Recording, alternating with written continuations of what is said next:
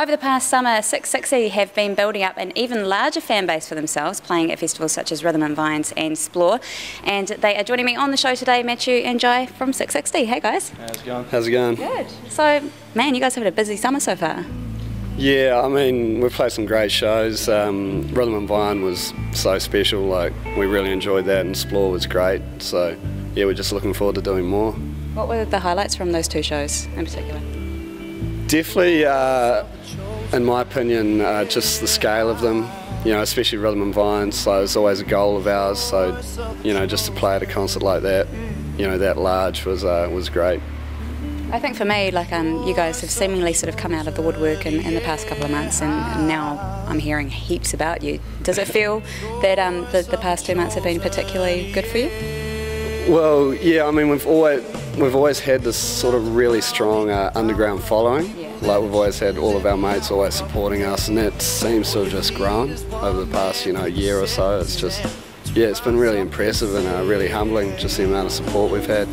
Yeah, I mean, we're doing a lot of work over the web, like through our Facebook and other MySpace and website and stuff like that. And I think we use that tool really well. Like, we can get the word out to a lot of people, like especially a lot of people our age or our target market are involved in that kind of thing. It's been a real surprise. I mean, starting off to Dunedin, all we used to play is just like play for a small beer contra kind of thing, you know, and then just started taking the sound up to Christchurch and moving it around, and we're just trying really hard to grow our fan base and like pretty much all over New Zealand. I think that's a cool thing. I mean, you must have a lot of promoters and people who have seen you and therefore are sort of going, well, I'm going to put them on that nice little slot there. Yeah. I believe in them. Yeah. Well, yeah, we've basically done everything without any marketing or no promotion or anything. You know, we've like done quite a bit through our web media, you know, our Facebook or our website, but I think what's been key is just the connection we've kept with the fans that do follow us. Like, I think that's been really important and really beneficial. So yeah, it was quite strange because initially we would go to move into another city and try and play a gig there and pull these crowds. And initially the owners or promoters of these bars hadn't heard of us, wouldn't really kind of give us. You know, we'd be confident in ourselves and what we could do, but they wouldn't really give us the time of day. Sorry, and so we said, okay, we'll give them a Wednesday or we'll give them a Thursday, and you know, they won't do very well. And we'll understaff the bar, sorry, because you know they might not pull. But next thing you know, we're like, it was fine, we just sold it out, and then next thing they're talking about getting us a next week and all this kind of stuff. It's just been really surprising for us and really humbling. I mean, we do put a lot of work into it, and we love doing this, and it's paying off. It's awesome, eh? Word of mouth is a powerful thing. Yeah. Oh, it's definitely been crucial for us, eh? So yeah, it's great. Now, can you guys give me a little bit of history about Six60? I know you alluded to the fact that you started out in Dunedin, but when did it all start for you? I think when we went down to Dunedin, we started studying there.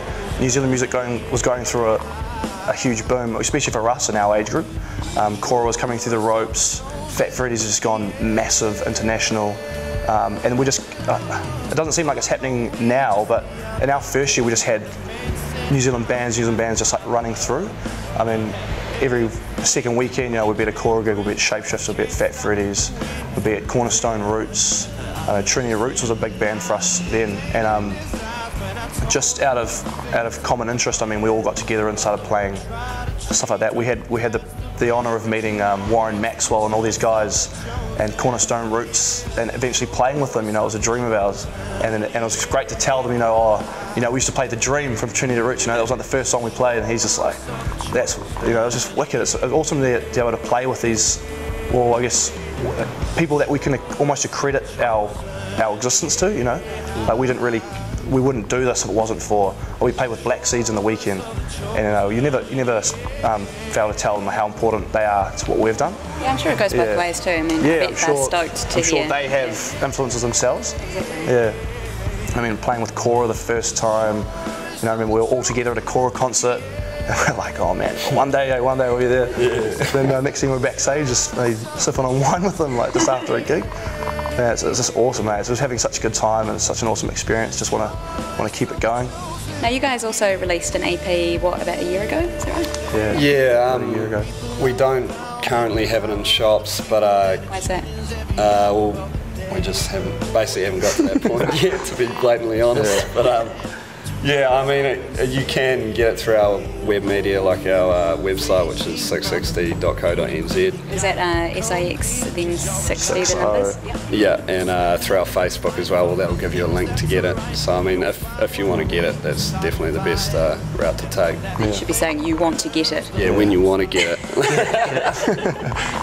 Cool, and you're also playing a show up in Auckland on Friday the 12th of March, which is next week.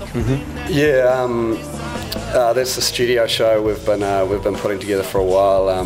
Hopefully it goes really well. We're really looking forward to playing a big show in Auckland, because our last show here was a sellout, but we had 300 or so fans outside that couldn't get in. Yeah, and they started breaking down the doors, so they had to call like riot police. No way! So I mean, it's upsetting that they couldn't get in, but like we couldn't ask for better. We had a few disgruntled fans though. Yeah. But so we upgraded to a bigger venue. So we thought we'd go for the big venue. I was going to say, because studio is pretty huge in proportions. How many people can it fit in there? It's 1,000. Wow. Yeah.